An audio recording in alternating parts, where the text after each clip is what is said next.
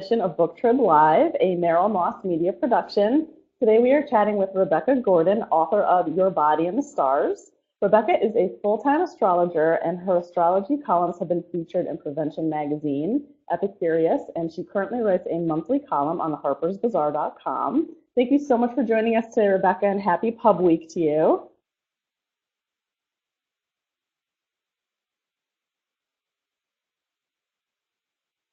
Can you hear me?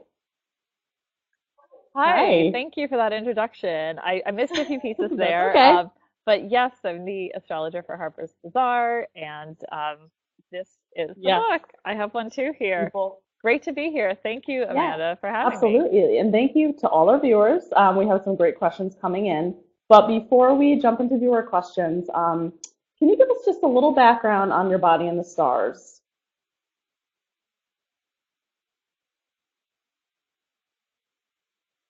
Sure. So, uh, I've been a full-time astrologer for the last 12 years, and one of my main interests in astrology has always been health and the human Right. body. I'm a Virgo, and Virgo is also the sign that rules Yeah. health. So since I was a child, I've just been fascinated with the human body, anatomy, and everything about it. And when I started studying astrology, very quickly I realized that the roots of astrology were in medicine, or the roots of medicine were in astrology. And basically, they kind of both were born out of the same place. Hmm. So, fast forward up to 2012, a couple of years ago, I was giving a talk in New York Hmm. City at a center here, and Stephanie, my co-author, was sitting in the audience on this panel discussion about the evolution of consciousness. Awesome. And I was speaking a bit about health and astrology, about how the body is the stars of the body.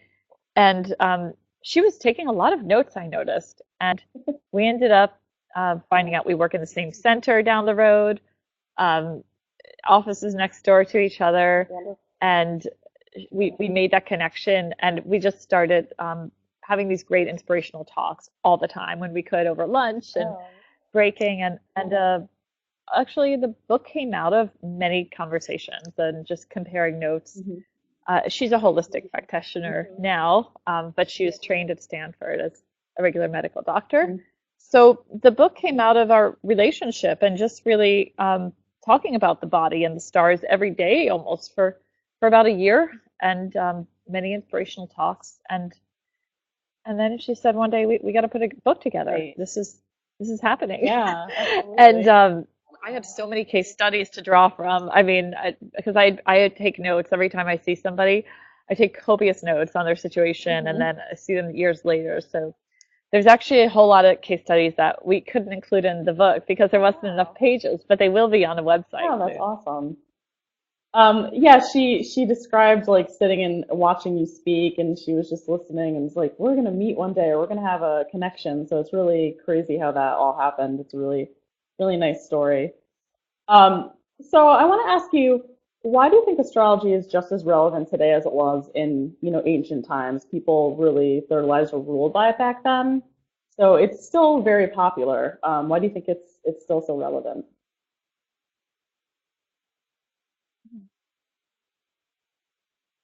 Yeah, I really like that question. I mean, there's never a time where it's not relevant because Mhm. basically everything breathes together, Right. and we are cosmos, the saying, as above, so below, as within, so without. Hmm. It's not like the planets make us do things. It's not like we make the planets do things. Everything somehow happens concurrently. So why it's as relevant then as it is now? Well, then the big difference is we didn't have light pollution and there wasn't as much to do. People basically looked at the sky for thousands of years and they observed it and just took notes and recognized patterns. And this was passed on in oral tradition and written tradition for so many thousand years. Yeah. I mean, so many people were observing the sky. There was, hunting, there was gathering and sky observation, and we didn't have such busy lives. We didn't have such light pollution. So really complex systems were devised in the Hellenistic Hmm. period, in the Islamic world, in the Mayan world. I mean, incredibly detailed sky maps were drawn up that now research has just been done in the 90s and the 2000s recently that proves that all their calcs were exactly right. Huh. So it's pretty amazing that they didn't have computers and all of this technology, Right. and now we do, and we're just finding out that they had it all right. Yeah, So exactly. Now, it. I mean, now it's in the form of, horoscopes. I write horoscopes. I've been doing that for 12 years, and that's a lot of what the way it's delivered now. I look at a computer screen, I see all the planets there, and I write about it for each sign. So, but it's great to get out in nature and actually see them. exactly.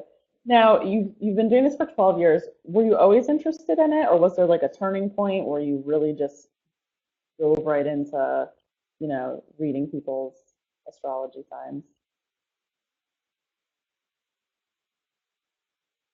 Well, as a child, like when I was really young, I think from age 5 onwards, I was always interested in astronomy. I was obsessed with planets. Like I got all these books, like kids' books on astronomy, and I just kept talking to my parents about Yeah. astronomy, mumbo jumbo, and they were like, "What?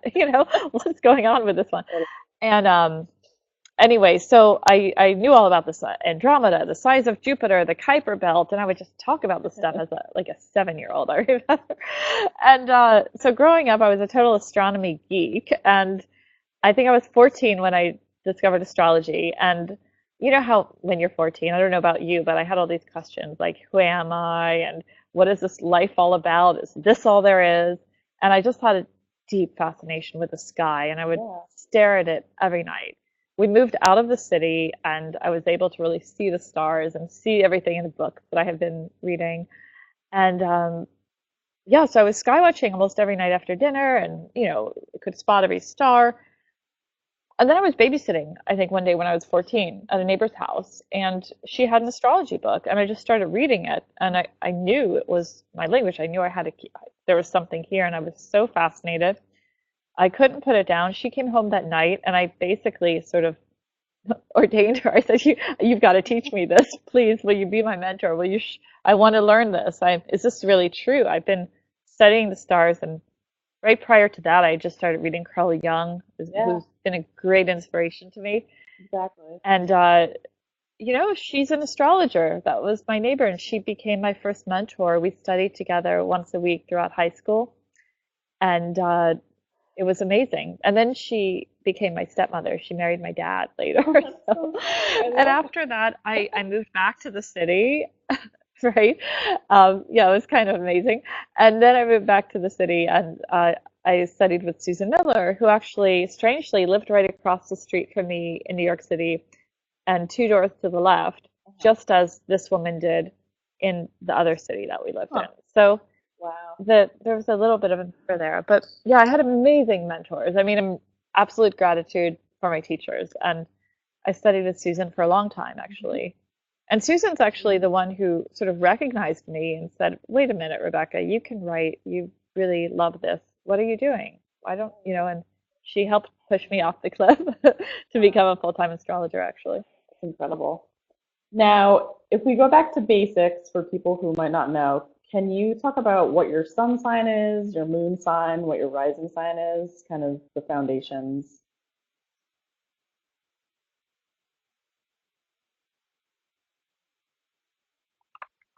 Okay, you're breaking up a bit, but what I believe you just said Okay. was this. You'd like me to talk a little bit about the sun sign, moon, and rising. Is that correct? Yes. Okay, great.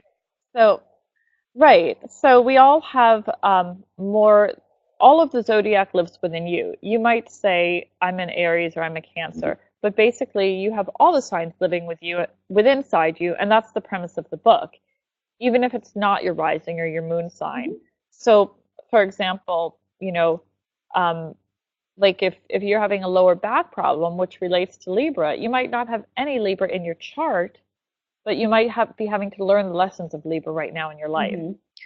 So let me get back to your question. Your sun sign is basically who you are, what you came here to do Mhm. this lifetime, your main core archetype, okay? Your rising sign is like the operating system. It's like, how are you going to do that sun sign? Okay. It's going to operate through this sort of lens. Um, it's sort of like the vehicle, Mhm. if you will. Right. And then the moon sign is like the inner core. like your emotions, what makes you comfortable, what you need. Perhaps it relates to your mother, your relationship to being nurtured and feeling safe in the world. Um, Also, your sort of instinctual responses in life. Now, can you tell us about My Path Astrology and fill us in on everything that's going on with that? And let me know if you can't hear me. My Path Yeah. Astrology? Sure. I think what I heard was you'd like me to tell you about My Path Yes. Astrology. Is that right? Yes. Sure. So, right. Well, the biggest question people were asking me when I first, I had been studying astrology in high school and I continued to study throughout college. So I was doing charts all throughout high school and college Mhm. for friends, for fun, just for free, Yeah. And I think that's what any astrologer does when they're starting out for a long time. But the biggest question people would ask me was, what is my path in life? Who am I? And I think because we were all quite young at the time, we were in like high school and college, and that was a really big question. What is my path? And so I just kept hearing that, and I just bought the domain, My Path Astrology. That was what I kept hearing. And what I love is sort of career coaching and coaching people to find their path in life too. I mean, that's my passion. Yeah. So that's sort of my focus as well, is in pathfinding, helping people connect to their true path. Everybody has a path, and sometimes we think we're getting off track, but it's still part of it. And there's always deep lessons woven through. And astrology has a great, really beautiful and elegant way of building mythologies and stories around your life. Hmm. And it helps you to sort of mythologize your life a bit and see it from a different perspective, a more spiritual perspective. And in that perspective itself, it can actually be quite healing. So the role of an astrologer, or my role, is simply a translator. That's all I'm doing. I'm translating the energy of planets and the conversations they're in, their angles that they're at, what that means for your life down here on Earth, and what your soul's intention is, what you came here to do on the planet. And then we talk about the year ahead, all of that. Yeah. So most of my business consists of natal chart readings, which I love to do. No matter how much writing I do, I still want to always continue chart readings. I just love it, actually. I know some astrologers get out of that, but I can't get away from it. I just love it too much. And also, I run a year-round school here. So the school's been open since 2006, where I teach people how to do astrology, whether they want to become professionals or not. I have a professional continuing training and also beginners, intermediate, online, in-person classes. So I love to teach too. I guess I've been teaching for 10 years now. So Wow. yeah. Now we have a question from Kelly, and she wants to know what month is the best month to try new things, start a new hobby. Is there anything in particular, any month during the year? Hmm. And I put the question through in case it's Okay. easier. Well, I would first say I write a lot of articles for Harper's each month where I talk all about that Hmm. actually, and I talk well the best months for each sign to do things. Um, and I would say it's different for every sign and it's different for every birthday. It's hard to say there's one month that's best for everyone, and it would really depend. For example, right now, all the planets are retrograde. So I'm like, don't start anything new right Yeah, now. There's no exactly. reason to when everything in our solar system is moving Yeah. backwards. So basically, astrology is about following suit, as above, so below. And it really just teaches you how to move with the current and be in harmony with nature, Hmm. not fight it. Right. And you find that life can actually be quite graceful when you are in harm, when you're not fighting the current. Astrology just shows you where the weather is at. Yeah. If it's rainy, simple thing. You wear a raincoat. You're prepared for the weather, Hmm. and it shows you the lay of the land, what's ahead, Yeah. where the storms are, where the grace periods are, and you can decide how you want to interact with that. Now you mentioned Mercury in retrograde. I don't believe in predestination. Yeah, right, right. Yeah.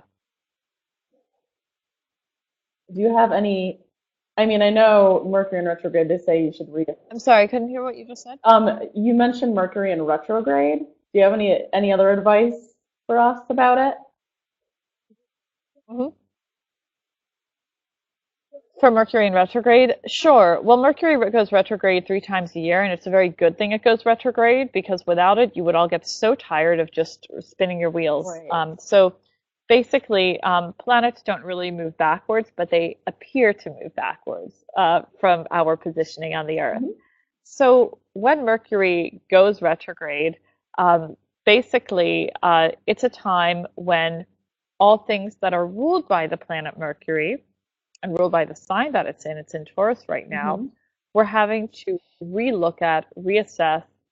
General rules are I don't like to start new businesses, don't like to sign new contracts during a retrograde or begin any venture, especially that involves a lot of moving pieces. Stay away from that.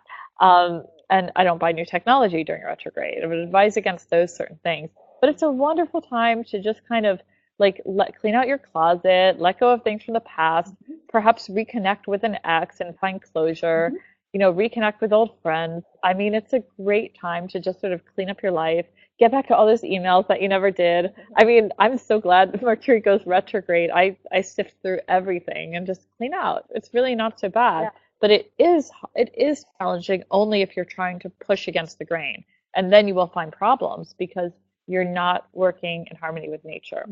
Astrology is simply an invitation to sort of dance with the harmony of nature, dance with the way that the planets are moving, and things can work out so much better if you do. Yeah.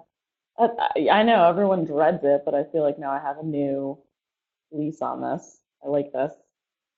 So the planets, how do the signs affect the planets? Am I saying that right? The signs affect the planets?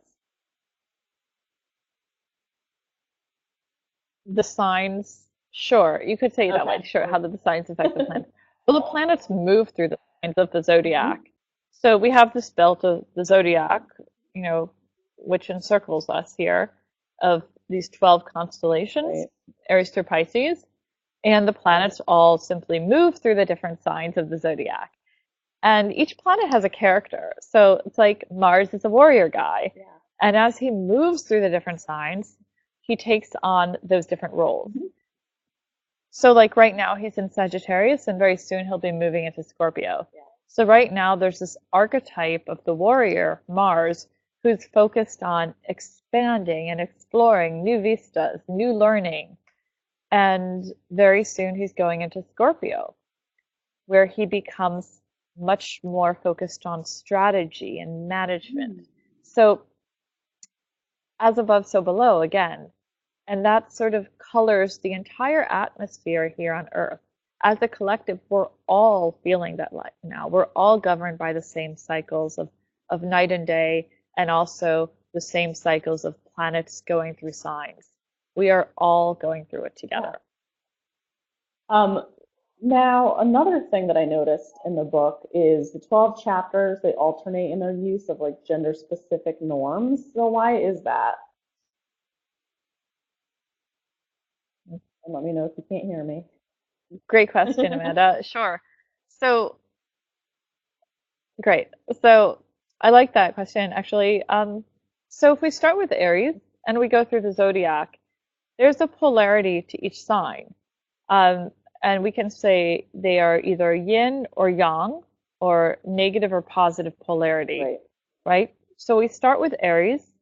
Aries, we can say, is the plus sign, is a yang sign. The following sign is yin, is Taurus. And then we go back to yang, which is Gemini. And yang essentially means outward spiral, outward energy. And the yang signs are fire and air. And we associate that with the pronoun he. Mhm. So we use the word he and him when talking about all of the fire and air signs, the signs that relate to yang. And then we use she and her when talking about all of the yin signs, the earth and water Mhm. signs. And it just seemed Yeah. appropriate and sort of perfect. And why not? And I had never seen that done before. Yeah. And I know traditional media always says him, and it's like, well, why? Why? In this age, we're still going to do that? No. So we said, let's break the rules there and let's actually have it apply to the progression of the zodiac. Mhm. Um, and another thing that I notice is, So I'm a Scorpio, for example, so I know that there's certain like back exercises, but then other chapters for other signs, you have like kind of meditations or like I think those like kind of cleansing rituals. So how do you decide like what sign should do some sort of exercise or what works Sure. best? I thought it was cool that you had all the different types of things for suggestions. Oh yeah, we had a great time actually Really choosing fun, the yeah. different exercises Hmm. per signs. Well, here's the thing. I have a background in Kundalini yoga, which I studied a lot too, and it's my personal practice. Hmm. And Stephanie also has a great background Great. in Vinyasa yoga, Hmm. as well as anatomy, of course, because she's been to medical Hmm. school. So a lot of these exercises, we decided not just to target the physical Yeah, body, but the exercises were to come at the body from all angles, to like for the emotional body, there's yeah, exercises. For the mental body, there's other exercises. And for the spirit body. So not everybody learns or takes things in the same way. yeah. So if you want to, for example, totally immerse yourself in the Aries chapter, Hmm. like let's say you have, you really need to work on being headstrong and you have a job interview or a big marathon to race or an audition, Hmm. and you really want to get that Aries quality amped up in you. Um, it's great to address it from all angles, not just one.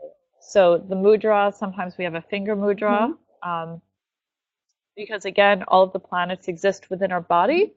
Each finger actually has rulership over a different planet. For example, this finger is Saturn, this is Jupiter, and these can simply conjure up and enhance those vibrations in you through doing these over periods of time.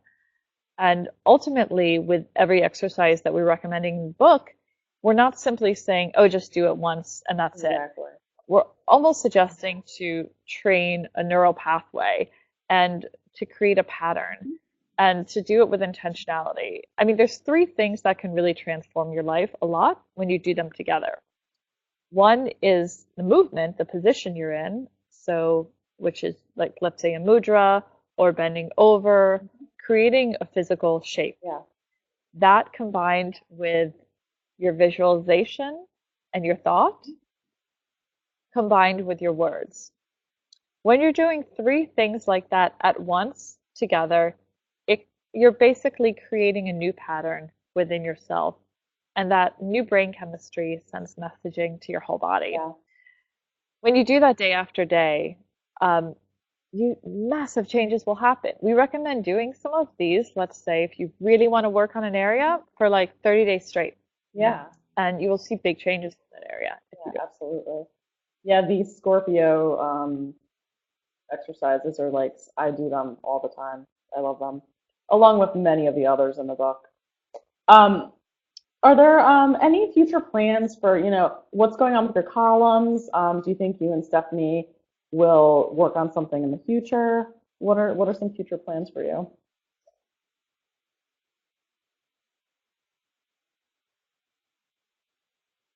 I'm sorry, can you repeat that again? Future plans for Stephanie and Yeah, I? or new columns for you? Like what's Is that going? what you said? Yeah. Hmm. Oh. Yep. Well, let's see. Good question. Well, right now I'm at the Hearst Tower. Actually, I just finished shooting a Facebook Live with Harper's Bazaar, Oh, where we've been doing a lot of hour-long videos here at with Harper's Bazaar at Hearst, and that's personally, I'm probably going to expand the school quite a good deal, and it's already online. But Stephanie and I together have talked about a few things. mhm. We'd like to create a program that combines her practice and mine a bit more. We're working on that to create a full Your Body in the Stars program, and ultimately we'll be arranging a beautiful retreat Oh, somewhere. I've been leading retreats for a while in Bali and Mexico, and we'd love to do a Your Body in the Stars retreat together. So we're talking about that right now. And also, we will likely start on another book soon. ooh, exciting. So not yet. Yeah. We're going to break for a Yeah, while you just first. Not it quite just yet came at out. all. You gotta, yeah. But eventually, we would like to. We have another idea. Oh, So excellent. Now, and you also do a lot of speaking. Do you have any speaking I'm events? sorry? You do a lot of speaking events, or are you doing anything in the near future? Any speaking? Mhm. Yeah, I speak at conferences nationally and internationally on astrology quite often. I'm speaking at, let's see, one in New York. I'm speaking at an event here in June. I'll have all of the information up on my Mhm. website probably in a week or Okay. so, and that'll be in late June. And then I travel for speaking engagements. So if you'd like me to visit your city and give a book talk or an astrology talk, I'm completely open to that. I love to travel and I love to speak to new groups. So yeah, I mean, this is what I love to do, and teaching is really my passion. Every time I teach astrology, I just fall in love with it all over again. So, That's amazing. I mean, this book was I learned so much writing it. You know, I have to say, like when you teach something, it's the best thing you can do if you want to learn something again. I've always researched medical astrology and health and astrology. And I mean, doing this, I had to practice all the exercises myself every day.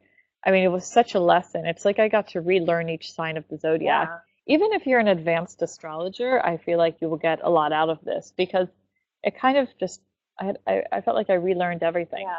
through the perspective of the Yeah, and body. I love every time I read it, I learn something new or it's like a new reading. It's very cool. Um, Susan has a question. She says, "What's one mistake people make when trying to read what their astrological signs mean in their daily life?" I just sent that question through to you. So, what's a mistake that people make when they're trying to? Let me see that. Right. So the first thing is you're not just your sun sign, and your sun sign is just probably what you're reading for is one very small part of your whole Mhm. chart. You also have a Venus sign and a moon sign and a Mars sign. And I would recommend getting a chart reading done at some point so Mhm. you can find out your whole picture. It's really a beautiful and unforgettable Yeah. experience to have. Um, the one mistake people make, I would just say simply if you're reading horoscopes, if you read my horoscopes or any others, read for your sun sign and your rising sign. Okay. But ultimately, it's much better to have a full natal chart done Mhm. so you can have a greater understanding. Absolutely. But I always suggest to read for both, and you kind of like throw them both into a pot, turn the heat up, and you'll get the full story when you mix your Yeah. sun and your rising together. People overlook that. So, what's one lesson that you want readers to take away from reading Your Body in the Stars? Okay. Well, I would great. If I was, oh, there's so many, but to say one, I know. let me try to boil that down. I feel like there's so much I want to say about. Okay, so I'll say it this way then. I mean, our bodies are energy. Your thoughts, your emotions, everything, everything creates an energy pattern. And really, we wrote this to raise awareness of the patterns that we create on a daily basis with thoughts, emotions, and our physical actions. Mhm. So really it's an inspiration. Yeah. It's like to inspire you when your knee, let's say you hurt your knee or you have this incredible knee pain, you just don't know what to do about it. Mhm. Instead of grab a handful of Advil or go to the doctor, which you might do anyway for sure, Yeah. but we're saying to ask yourself the question, what else could this mean? And that's an important question. What else could this mean? And this book is simply asking you that for in each chapter, Mhm. from Aries the head to Pisces the feet, what else could this mean? Right. So we address the meaning of like the low back pain, the headache, or the knee pain, whether that area is overly used, like let's say sinuses are really leaky, Mhm. or let's say they're really stuffy Mhm. and you're getting infection. Either way, there's different meanings. So we talk about the polar opposites for each sign. What happens if it's too strong? What happens if it's too susceptible? Um, so primarily, it's to inspire you with the question, what else could this Yeah. mean? and learn more about yourself through your body. Your body tells a story and it's Right. amazing. And the body is, and we really would like to inspire you with what that story is. And it's, it's right here. It's accessible. And that's it. You are energy in the physical form. You are the energy of your emotions, your thoughts, your spirit, your soul. And we have this form that we can begin to read, and it will tell a story. So the book is beginning to explore Yeah. that, and I would say Yeah. that is that a takeaway? It's Beautiful. kind of Yeah, totally. Yeah. verbose, but basically to inspire you with that question, what else could this mean? Exactly, yeah. And you guys should check this out and figure out your own story. And it's so cool to go through. You can flip through to any chapter, whatever ails you, or if you just want to, check out your own sign, you can kind of use it any way that you need to. And it's always a fresh read. It's amazing. Thank you again to Rebecca Gordon and Stephanie Marengo. We had both of them here this week, and happy Pub Week. Thank you again so much for joining us. Take care, everybody.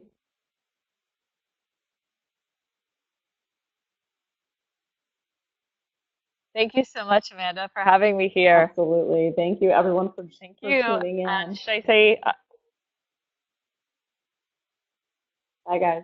if you'd like to find me as well, you can go to, should we write it in the box below? Sure, I'll go ahead. mypathastrology.com. Absolutely. And thanks again. Thank you so much. Take care.